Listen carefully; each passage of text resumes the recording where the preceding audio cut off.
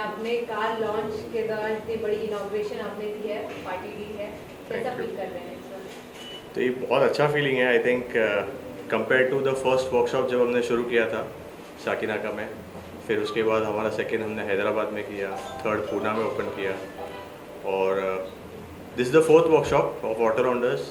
इसको हमने बहुत मेहनत से बनाया, आप सब देख ही सकते हैं। तो it's a very very good feeling. अच्छा लग रहा है कि मतलब बहुत मज़ा आ गया, जैसा हमने सोचा था वैसा बना है।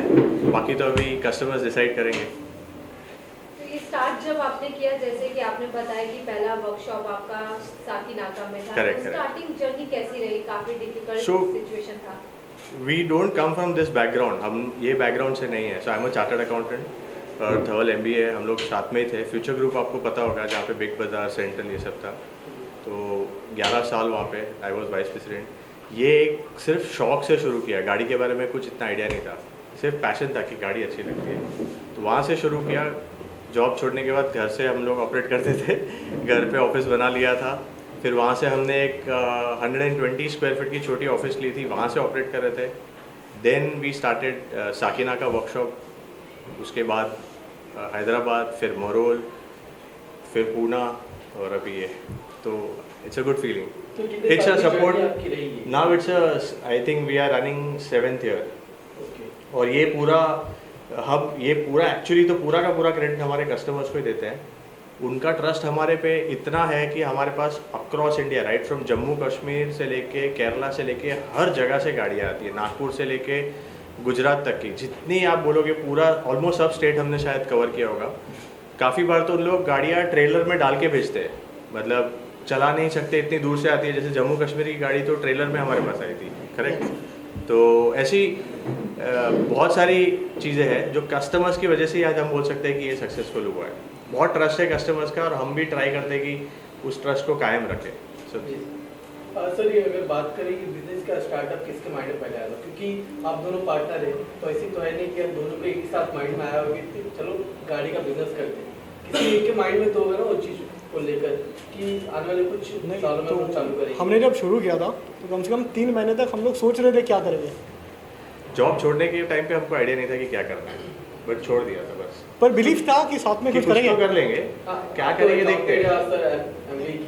सीधी बात है, आपको हिसाब जोड़ना आता होगा। हाँ, तो हमने उस टाइम पे डिसाइड नहीं किया था, क्योंकि जब जॉब छोड़ रहे थे तभी भी हमारे बॉस हमको पूछ रहे थे कि आपको क्या करना है बताइए, हम ही आपको सपोर्ट कर देंगे। बट हमने बोला सर हमको पता ही नहीं है, हमको पहले मेरे को छोड़ने दीजिए। तो छोड़ने के बाद 2-3 महीने के बाद ये डिसाइड हुआ कि स्टार्टअप का जर्नी इजी नहीं है, डिफ़िकल्ट है। Yes. तो अगर आप कुछ ऐसा कर लेंगे जिसमें आपको इंटरेस्ट नहीं है ना, तो आप छोड़ दोगे वो। और कार हमारा इंटरेस्ट था, तो हमने बोला इसमें टफ टाइम भी आएगा ना तो भी मैनेज हो जाएगा, क्योंकि इंटरेस्ट है।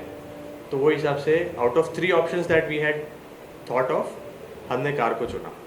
तो ये कौन कौन से फीचर्स के ऑफ रोड, ऑन रोड मतलब कार्स मॉडिफिकेशन में हमारा ऐसा है ना कि हम लोग कोई भी कार की मॉडिफिकेशन कर सकते हैं, right from Alto to Audi.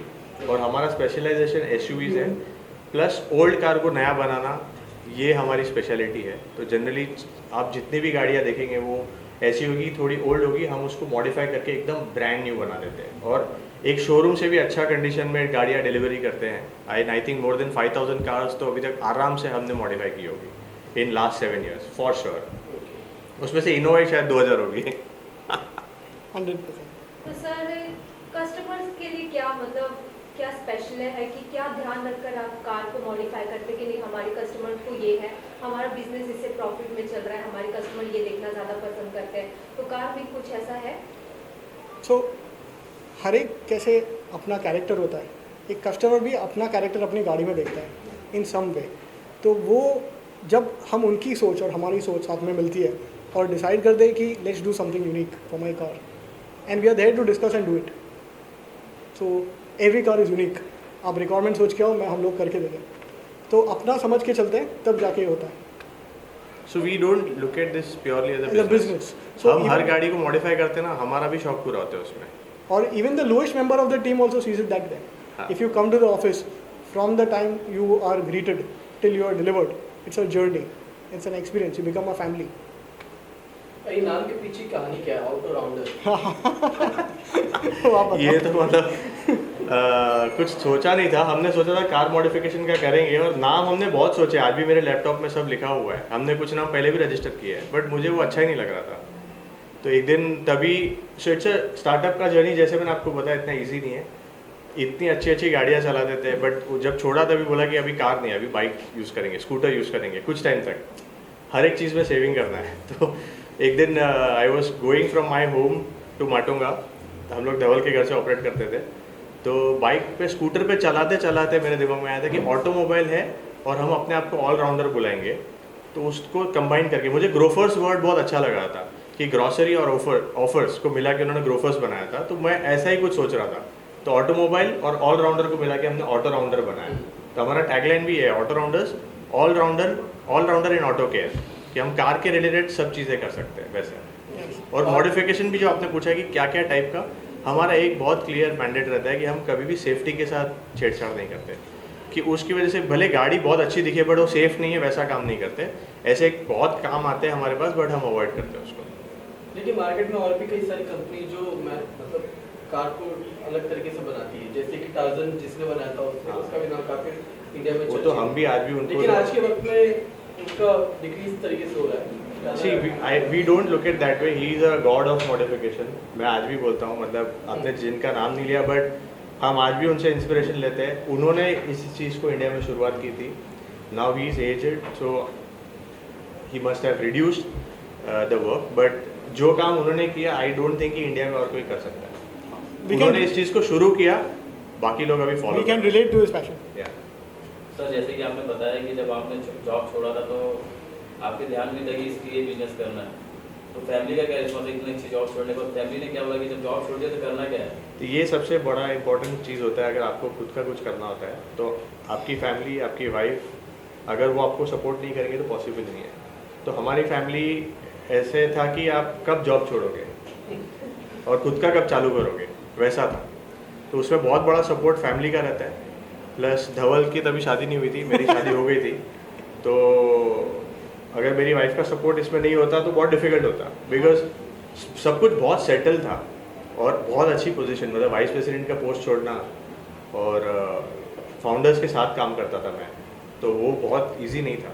But उस टाइम पे सपोर्ट नहीं रहता तो डिफिकल्ट हो जाता है। तो बहुत हद तक मुझ जाता है। हाँ तभी रिस्क लेना था, रिस्क लेने का ये हाँ, वो तो मतलब जब मैं हम लोग सोच रहे थे ना, तो धवल का सिंपल था कि आप कुछ भी करो, मैं साथ में हूँ।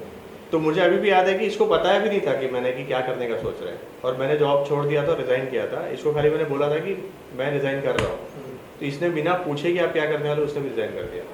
उसके सैटरडे था, उसके बाद संडे को हम लोग मिले और बोला कि क्या सोचा है। बोला अभी तक कुछ सोचा नहीं है। बोला ठीक है ना, आप जब सोचोगे, बट जो भी करेंगे कर लेंगे।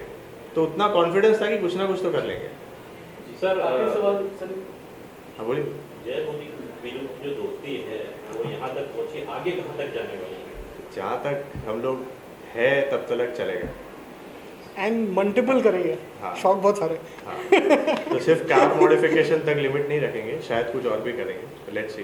तो आखिरी सवाल सर ये रहेगा कि आने वाले कुछ फीचर अगर आप लोग चाहते होंगे कि हमारी फ्रेंचाइजी अलग अलग शहरों या ये एक भी फ्रेंचाइजी नहीं है, जितने भी वर्कशॉप है ऑटोनॉमस के सब हमारे ओन्ड है, 100% फुल्ली। वो भी ओन्ड ही रहेंगे, हम किसी को फ्रेंचाइजी नहीं देने वाले। फ्रेंचाइजी देने से क्वालिटी पे बहुत कॉम्प्रोमाइज़ हो जाता है, अगला आदमी अपने प्रॉफिट पे फोकस करता है और हमको हमारे कमीशन पे फोकस होता है। तो वैसा बिजनेस मॉडल चाहिए ही नहीं हमको, क्योंकि हम इसको पैशन से चलाते हैं, सिर्फ पैसे के लिए तो नहीं। काफी वक्त लग जाएगा आपको। हाँ चलेगा ना, नो बट जहाँ पे भी जाएंगे वो अच्छा से करेंगे। And we'll ensure that the passion, अभी आप कैसे भले हम we are a metro city, in a tier 2 city, in a tier 3 city, because of the online content, people have aspirations. There are cars, but we'll somehow manage to reach or create an aspiration कि मैं भी ऐसा कर सकता हूँ. That is what we want to touch. और जरूरी नहीं कि सब जगह पे आउट अराउंड दो, हमने कोई और भी करेगा इसको इस लेवल पे लेके आए कि लोगों को डिमांड आए, सप्लाई हम नहीं दे सकते तो कोई और करेगा। बट इंडस्ट्री में इससे इंडस्ट्री ग्रो कर रहा है। काफ़ी सारे लोग हैं जो वर्कशॉप पे उतना काम नहीं कर पाते थे, आज इतना डिजिटल कंटेंट बन रहा है। हमने एक्चुअली देखा जाएगा तो हमने उसको शुरू किया था डिजिटल कंटेंट करना। हमको लोग बोलते थे कि आप ये सब ऑनलाइन मत दिखाओ, आपका काम कॉपी कर लेंगे लोग, बट चलेगा। हमारे को उसी से ही सक्सेस मिला और उसी वजह से दूसरे लोगों को भी आज की तारीख में काम मिल रहा है। कितने वर्कशॉप ओनर्स हैं जो हमको फ़ोन करके बोलते हैं कि सर अच्छा है आपने गाड़ियाँ बनाई, आप यहाँ पे नहीं हो बट हमको काम मिल रहा है। सर हैदराबाद मरल साकिनाका के बाद नेक्स्ट कहाँ पे? अभी सोचा नहीं है, बट हमको सबसे ज़्यादा इंक्वायरी, सबसे ज़्यादा डिमांड हमारी बैंगलोर से है, तो शायद बैंगलोर हो, गुजरात हो, लेट्स सी। तो सर जैसे कि आपने बोला कि स्टार्टअप उतना इजी नहीं रहता है, तो अभी कोविड के टाइम पे भी कुछ ऐसा बिजनेस पे इफेक्ट पड़ा था जिसकी वजह से काफ़ी दिक्कतें का वो सामना करना नहीं, पड़ा? In fact during COVID we had enough work.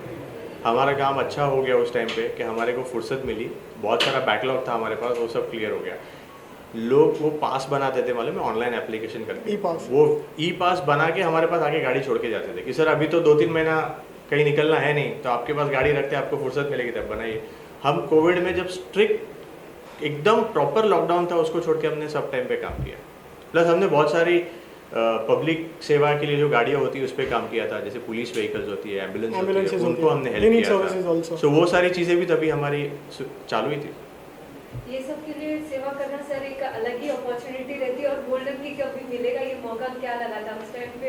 It was fun. मतलब हमको तो उस टाइम पे ऐसा लग रहा था ना कि हम कुछ तो कर रहे हैं, घर पे नहीं बैठे हैं, आराम से तो काम कर रहे हैं, हमको मज़ा आया और लोगों का हेल्प करने को अच्छा लगा था उस टाइम पे। सर रेस कार्स के लिए क्या कुछ कहना चाहेंगे? रेस कार्स हम उसमें नहीं है अभी, रेस कार्स में नहीं है, we are only into pure modification, that's it. तो सर जैसे अभी आपने बताया कि सीए की जर्नी से यहाँ तक की जर्नी है, इस जर्नी को लेकर क्या कहना चाहेंगे कि कहाँ सीए के पोस्ट से आपने रिजाइन डाल दिया और ऑटो रामलर के फाउंडर से ऐसा? आई थिंक आप जो भी एजुकेशन होता है ना वो आपको एक लेवल तक सिर्फ लेके आ सकता है, उसके बाद तो आपको किस चीज़ का शौक है आप वही करना चाहिए, मेरा मानना ऐसा है। It will definitely help you to do business in a better way, but you should always do what you like, और that's the best thing to do. मतलब भले क्या भी आपका बैकग्राउंड हो, हमारे कितने कस्टमर्स हैं जो बहुत अच्छे सर्जन्स हैं, वो हमको आज भी बोलते हैं कि काश हम डॉक्टर नहीं बनते, हमको ये बनने मिलता। अभी भी मतलब मैंने जिनको इनवाइट भेजा वो पूना में हमारे बहुत अच्छे कस्टमर है और बहुत अच्छे बड़े डॉक्टर है, उनका सेकंड रिप्लाई यही है कि अगर मैं डॉक्टर नहीं रहता ना तो मैं भी यही करता। So I think we will end now because बहुत सारे लोगों को मिलना है हमको नीचे। So thank you so much for coming and very grateful. Yeah we will meet you guys next workshop opening. Thank you so much. दोस्ती सलामत रहे। Thank you.